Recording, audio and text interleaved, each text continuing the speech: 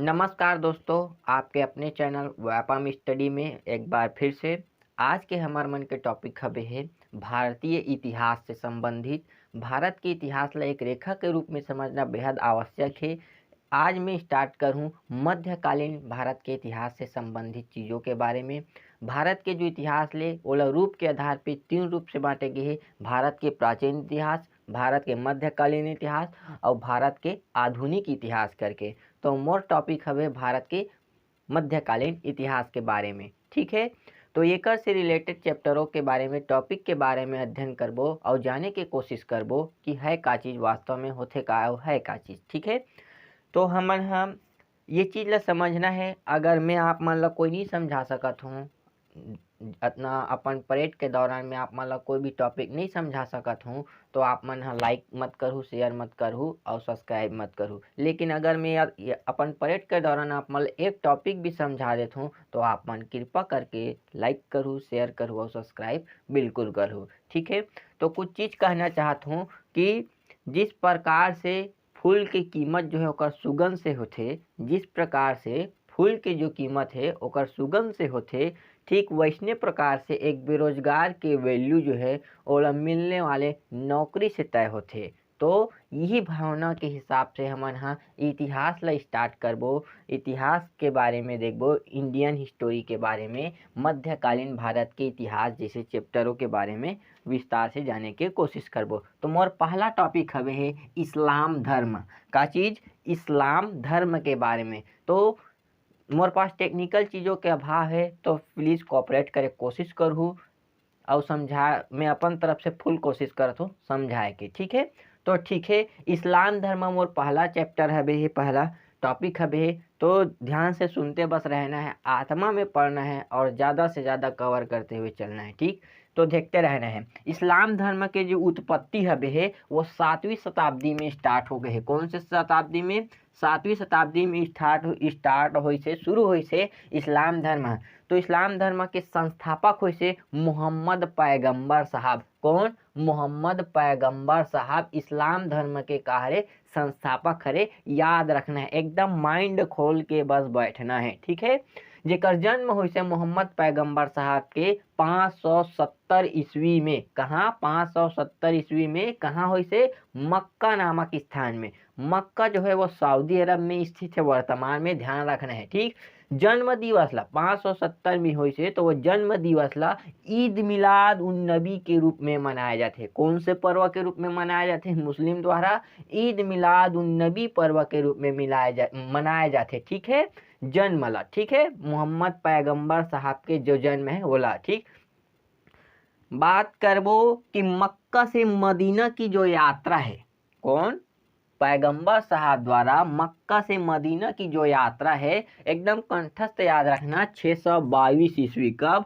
622 ईस्वी में पूर्ण करे है। तेकर वजह से ये जो 622 ईस्वी होला हिजरी संवत या मुस्लिम संवत के नाम से जाने जाते। ध्यान रखना है, हिजरी संवत का हरे, मुस्लिम संवत का हरे, ऐसे करके पूछी तो ध्यान रखना है। का हरे? मोहम्मद पैगंबर साहब द्वारा मक्का से मदीना तक की यात्रा करे है, वही हरे। ठीक है, हिजरी संवत या फिर मुस्लिम संवत के नाम से भी जाने जाते। ठीक, पैगंबर साहब की मृत्यु जो है वो 632 ईस्वी में है। ध्यान देना है, कौन से में? 632 ईस्वी में होकर मृत्यु हो गए। ठीक, अब इनमें डिटेल से याद रखना है कि मक्का और मस्जिद जो है वो कहाँ स्थित है। तो मक्का और मक्का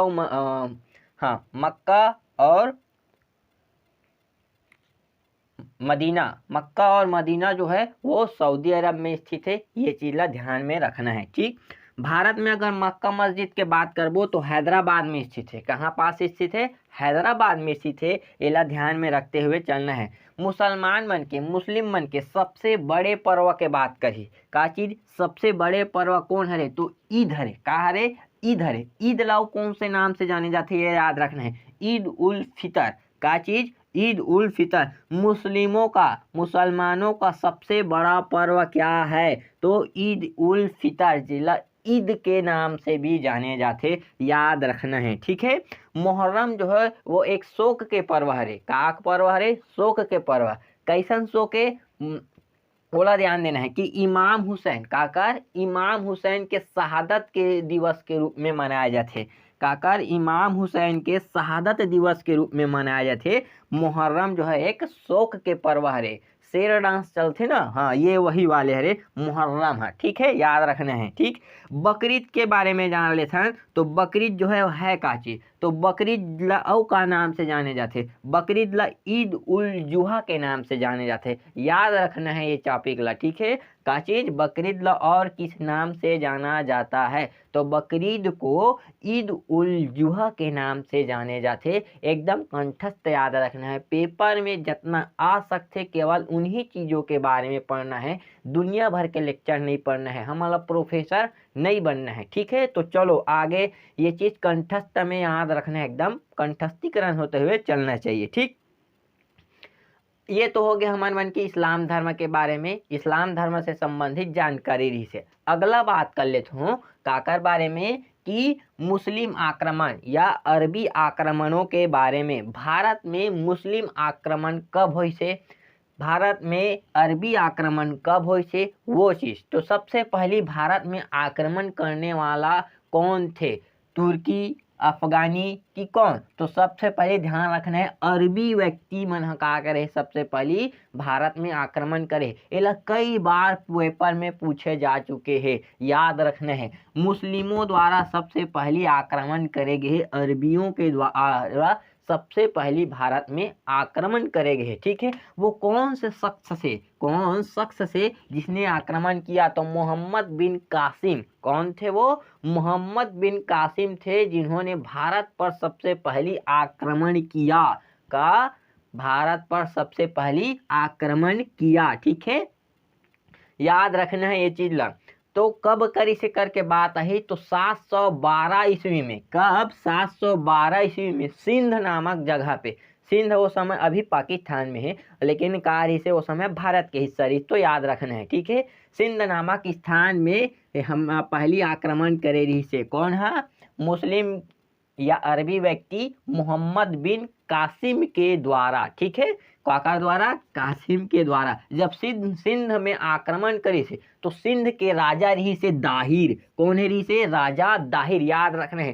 सिंध के राजा दाहिर रही से, और दाहिर और मोहम्मद बिन कासिम के बीच में जो युद्ध हो रही से, ओला रावर के युद्ध के नाम से जाने जाते हैं। रावर के युद्ध, रावर नामक स्थान में हो रही, ठीक है, समझ आगे।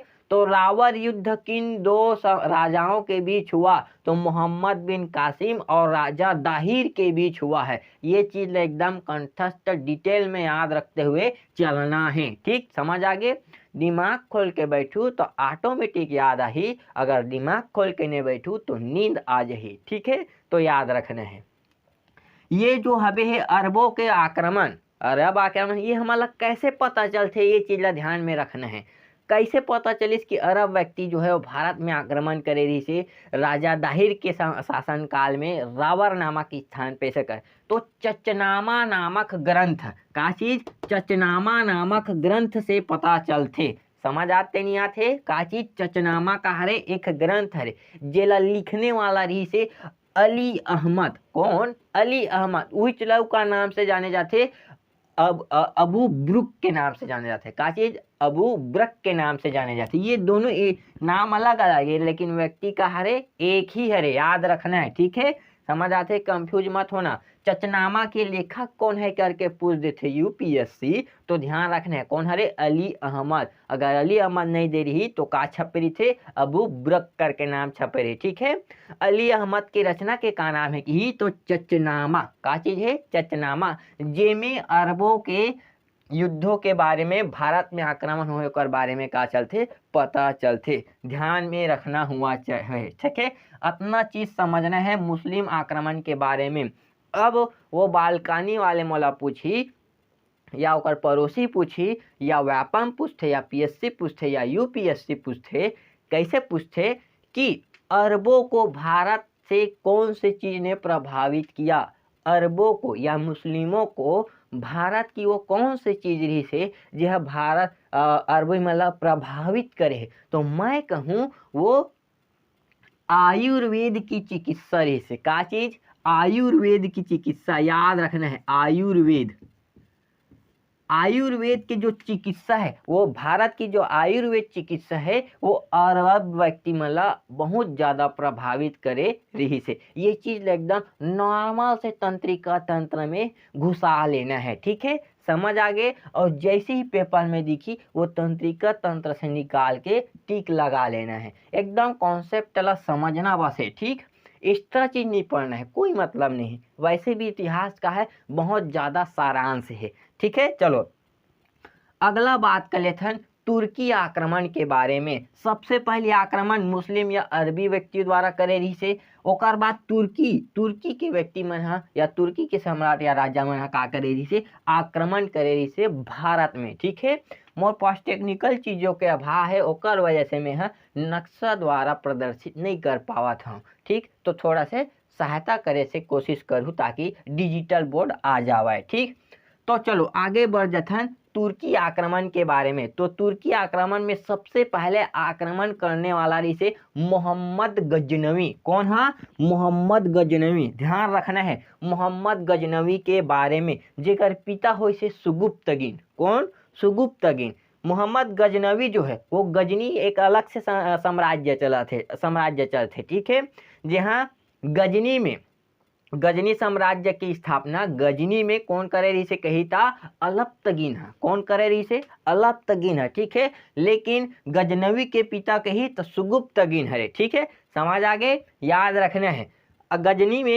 गजनी साम्राज्य में सबसे पहली सुल्तान की उपाधि धारण करने वाला गजनी सम्राट कौन थे कही था? सुल्तान कौन रही से? तो मोहम्मद गजनवी ही रही से वो पहला सम्राट, ठीक है। तो ये चीज का रखना है, ध्यान में रखना है, ठीक। ये जो है मोहम्मद गजनवी जो है गजनी के साम्राज्य हासिल करे बर अपन भाई इस्माइल इस्माइल के साथ युद्ध करी से और 998 ईस्वी में, कब? 998 ईस्वी में अपन भाई ला मार के हत्या करके का करी से गजनी के सम्राट बनी से। याद रखना है, ठीक है। गजनी के का बनी से? राजा बने, ठीक। तो याद रखना है ये चीज के बारे में। अब मोहम्मद गजनी के बारे में हमन पढ़त का बारहन विशेषता का है तो एक बारे में देखना है। ये भारत में 1000 से लेकर देखो 998 में का बनी से है? राजा बनी से। और 2 साल के बाद 1001 से लेकर के 1027 के बीच में भारत में 17 बार आक्रमण करे है। ये चीज ध्यान में रख रहे हैं। के बार आक्रमण करे है? 17 बार टोटल आक्रमण करे है। ये वजह से मोहम्मद गजनवी जो है हमला पढ़ना पड़ते। ये तुर्की आक्रमणकारी रही से, ये चीज ध्यान में रखना है, ठीक। तो पहला आक्रमण के बारे में देख लेते हैं काकर कि मोहम्मद गजनवी के पहला आक्रमणकारी से 1001 ईस्वी में करे रही से। ध्यान देना है का चीज? 1001 ईस्वी में करे रही से। कहाँ करे रही से? तो पंजाब में। कहाँ? पंजाब में, ठीक है। पंजाब के उस समय शासक रही थे 1001 ईस्वी में जयपाल। कौन रही से? जयपाल और मोहम्मद गजनवी के बीच में जो युद्ध चले रही से ओला पेशावर के युद्ध के नाम से जाने जाते। एकदम कंठस्थ याद रखना है। पेशावर का युद्ध किनके बीच हुआ? तो किनके बीच हुआ? पंजाब के शासक जयपाल और मोहम्मद गजनवी के बीच में हो रही से। ध्यान में रखना है, ठीक है। समझ आ गए? पेशावर के युद्ध। छठवा आक्रमण, मुख्य आक्रमण के बारे में देखना है। छठवा आक्रमण जो है वो काकर बीच हुए, कब हो से कि 1008 ईस्वी में हो, पंजाबे में हो है आनंद पाल के साथ। काकर? आनंद पाल के साथ। याद रखना है 1008 ईस्वी में। लेकिन सबसे बड़ी खासियत बात का है 1008 ईस्वी में छठवा आक्रमण करे के ये दोनों के बीच काकर मोहम्मद गौरी और आनंद पाल के बीच जो युद्ध है वो बैहिंद के युद्ध के नाम से जाने जाते। कौन से युद्ध? बैहिंद के युद्ध के नाम से जाने जाते। ये चीज ला ध्यान में रखना है। पेशावर के युद्ध जयपाल और गजनवी के बीच हुई से एकदम कॉन्सेप्ट समझना है, ठीक है। बैहिंद के युद्ध जो है मोहम्मद गजनवी और आनंद पाल के बीच हो है, ठीक है।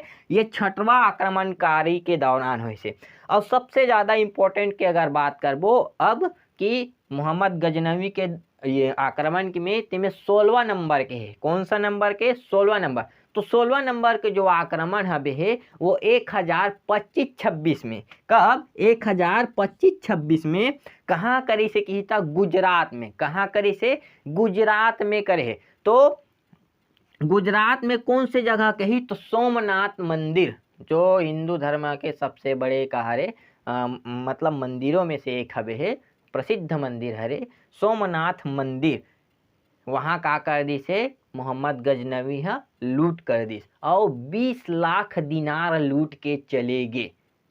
का चीज, 20 लाख दिनार लूट के चले गए। तो पूछते पेपर में कि सोमनाथ मंदिर को कब मतलब कब आक्रमण करी से, कौन से आक्रमण के तहत करी से, तो 16 नंबर के आक्रमण में करी से। कौन है, मोहम्मद गजनवी के द्वारा। ठीक है, कहाँ है सोमनाथ मंदिर की ही, तो गुजरात में है। कितना क्षति हो रही इसकी ही, तो 20 लाख दिनार के कारी से लूट कर दी। उस समय रुपया नहीं चला था इसे, तो ध्यान में रख रहे हैं, दिनार चले। ठीक है, काचे दिनार।